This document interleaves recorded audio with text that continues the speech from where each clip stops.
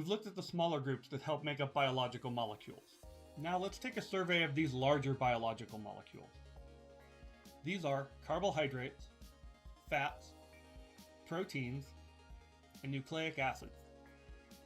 Many of these are made up of polymers, or chains of repeating units.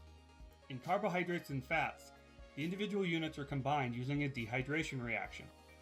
In this reaction, an enzyme links two molecules and removes a water molecule in the process. Carbohydrates are sugars. Your body metabolizes them to make ATP energy, and sometimes to build other structures. Single molecule sugars are called monosaccharides. Mono means one. Most sugars that are 5 or 6 carbons long are found in ring shapes. Two of the most important sugars in metabolism are glucose and fructose. These are both 6-carbon sugars that form ring structures. What is interesting is that fructose makes a 5-sided ring and glucose makes a 6-sided ring. These rings can participate in what are called glycosidic linkages by dehydration reactions. This is the loss of water to form a covalent bond. If you look at these rings as somewhat flat structures, and the groups attached to each carbon as either above the ring or below the ring, the placement of the hydroxyl group on carbon 1 of glucose makes alpha glucose or beta glucose, depending on whether it's above or below the ring. Some sugars are disaccharides, di meaning two, and are made of two sugar molecules bonded together by dehydration. They can be the same or different. For example, table sugar is sucrose made of 1 alpha glucose and 1 fructose, where maltose is made of 2 alpha glucose molecules. Glucose can form long chains called polysaccharides. Plants use polysaccharides to store energy as starch, like a potato. Animals store glucose as glycogen, which is just a more branched version of starch. When glucose forms long polysaccharides, it does so using 1,4 linkages. These can be alpha linkages, which are made up of alpha glucose molecules, or they can be beta linkages, which are made up of all beta glucose molecules. Starch and glycogen use alpha linkages. When we say these polysaccharides are branched, it means that some glucose molecules will have a 1,6 linkage. Plants also use glucose polysaccharides as a structural component for their cells. This is called cellulose. Cellulose is a 1,4 beta linkage. Believe it or not, the difference in the structure of these different linkages, alpha and beta, blocks humans from being able to break cellulose down and use the glucose in it for fuel. This is why we can't just eat sticks and twigs. However, cows can because they have helped to break down cellulose from bacteria in their stomach.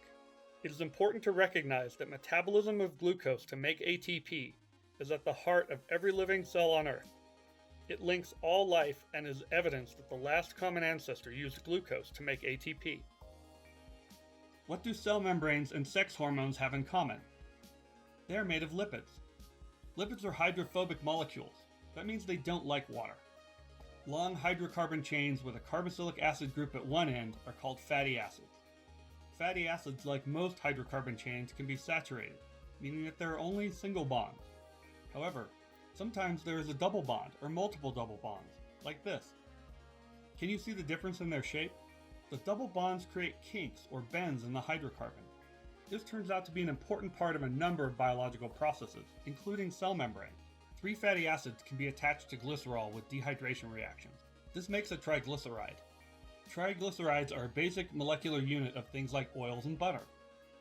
The properties of a fat like butter are determined by the kinds of fatty acids that make up the triglycerides in the fat. Remember van der Waals interactions? Those are important here.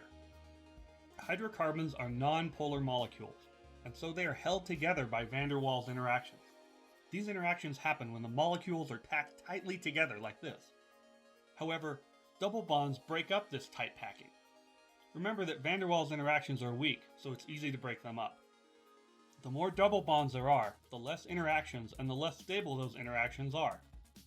Butter is solid at room temperature because a lack of double bonds allows for lots of van der Waals interactions. However, the triglycerides in olive oil have double bonds. Therefore, they cannot stay together as well and are a liquid at room temperature. This is an interesting property of weaker bonds. Remember that hydrogen bonds form between water molecules. As a liquid, water has a lot of hydrogen bonds breaking and reforming. However, when all the hydrogen bonds are formed, water becomes ice. A similar thing is happening with van der Waals interactions. The more of them that there are formed in a compound, the more like a solid it will be. This is the basic structure of a steroid. Steroids serve to stabilize the cell membranes, and as hormones. They all derive from this basic structure. These structures are then modified with what are referred to as side chains. Side chains is a word that biologists use when similar molecules vary only in what is attached to them. Proteins are the workhorses of the cell. They are the result of genes from your DNA being translated into chains of amino acids. Proteins are polymers of amino acids that are combined into peptides by a dehydration reaction. A generalized amino acid looks like this. All amino acids consist of a carboxylic acid group, an amino group, and a side chain, represented here with an R. At cellular pH, these amino acids have both a positive and a negative charge. This makes them neutral overall. The term for an ion that has both a positive and a negative charge to balance it out is called a Zwitter ion. Notice that the carbon in the middle has 4 different groups bonded to it. This means that amino acids can be right or left-handed. They are enantiomers. Carbons with 4 bonds that can form enantiomers are referred to as chiral. All life on Earth uses left-handed or L amino acids to make their cellular proteins. This is likely an adaptation that the last common ancestor passed down to us. There are an endless selection of possible side chains that can replace the R side chain group. However, once again, life has developed to use only 20 of these possible amino acids. Let's look at them and the properties that each side chain gives them. The first group is the acidic group. At cellular pH, around 7, these amino acids tend to be negatively charged. This means they have lost their proton, which is often phrased as being deprotonated. Remember that acids give up protons in solution. There are 2 different acidic amino acids. The second group is the basic group. These amino acids have side chains that are basic and generally have picked up a proton from solution at cellular pH. This makes them positively charged. There are 3 different basic amino acids. The third group is the polar group of amino acids. These amino acids have polar side groups in their side chains. These groups can hydrogen bond with other polar amino acids. There are 6 of these polar amino acids. The fourth group is the hydrophobic amino acid. These amino acids have hydrophobic side chains. There are 9 hydrophobic amino acids. Notice these side chains do not have chargers or polar molecules. The only kinds of bonds that these side chains can participate in are van der Waals interactions. So we can group these amino acids into 4 groups based on the properties of their side chains. It is important to know the differences between these groups and how they interact. They are acidic, basic, polar, and hydrophobic. Both inside and outside of our cells, proteins provide most of the catalytic function, as well as most of the structural components. This is because proteins can fold into different shapes, based on their amino acid sequences. These different functions that proteins can participate in include enzymes, which increase the speed of chemical reactions, defensive proteins like antibodies, which protect us from disease, transport proteins, which act as a gateway between different compartments of the cell, receptor proteins, which bind and react to signaling molecules, structural proteins that form things like hair and can help the cell hold its shape, motor proteins, which are what cause muscle contractions, hormonal proteins, which travel the body signaling at great distance from where they were released, and storage proteins, which serve as a source of amino acids for the next generation. So amino acids combine in dehydration reactions into polypeptides. The bonds between amino acids are called peptide bonds. What is referred to as the peptide backbone is the string of amino carboxylic links, independent of the side chains attached. Polypeptide chains only become proteins when they assume their functional shape, which is driven by many factors, including hydrogen bonding, hydrophobicity, and other side chain interactions.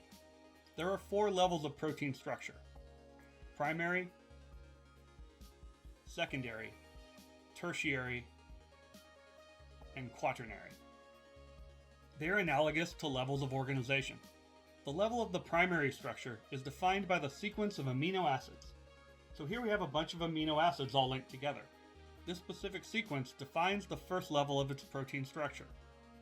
This is the primary sequence of RNase A, an enzyme that helps with the digestion of RNA molecules.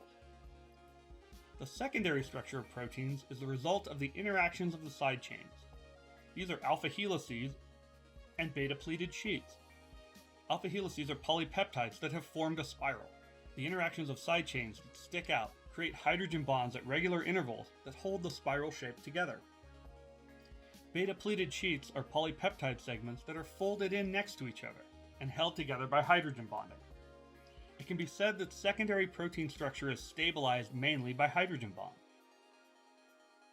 The tertiary structure of proteins refers to the final shape a protein will fold into.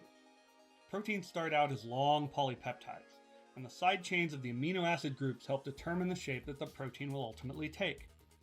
Tertiary structures are made up of combinations of secondary structures. This is RNase A, which has shaped itself into alpha helices, which are here in blue, and beta pleated sheets, which we see in orange. Here is a 3D model of RNase A that allows you to see the different secondary structures and how they are arranged in 3D space. This tertiary structure, like we see here, is the result of many of the types of bonds that we have already discussed. One we haven't discussed are disulfide bridges, which are covalent bonds between two sulfhydryl groups. When sulfhydryl groups are close together, they can cast off their hydrogens and form a disulfide bridge. This is a major stabilizing force in many proteins.